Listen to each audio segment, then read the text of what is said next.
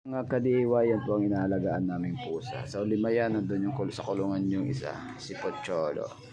Yan, si Uno, ay si Apollo, si Marshall, yung sa gitna, si BJ, at saka yung sa bandaron ay si Uno. So yan, yung ginamit na nila yung kanilang harness. So yan, gwapo ng mga yan. Mga ka-DIY, puro lalaki yan. Ayan, no? Yan.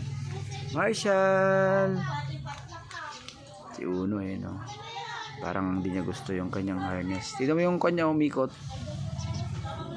So, ayan, makain sila ng cat food. Yan mga alaga namin, nalalaki na nila. Yan mga ka-DIY. Diyan na, yan po mga alaga na yan ang nabibigay sa akin ng swerte mga ka-DIY. Yan. Tsaka healthy kami lagi pag meron kang mga alagang pusa.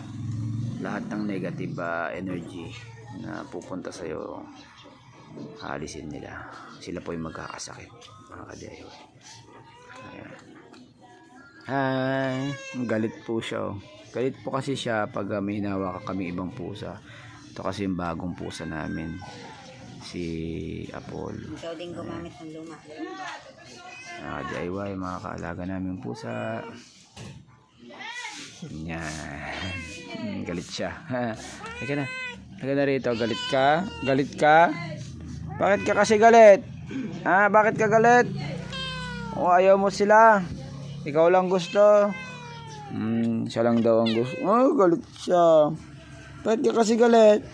Ayaw mo silang kalara? Ha? Dali po siyang magkaintindi. Galit siya. Oh, bakit? Dapat hindi mo sila kaaway. Ayaw na talaga. Ayaw nila yung isang pusa, ayaw niya. Yun yung aso naming isa. So yung mga ka-DIY, yan ang everyday namin ginagawa. Yan, hindi lang pag DIY at pagwa-wiring yan. May alaga din kaming pusa pang patanggal ng stress. Yan mga ka-DIY, God bless sa inyo. Bye bye. God bless.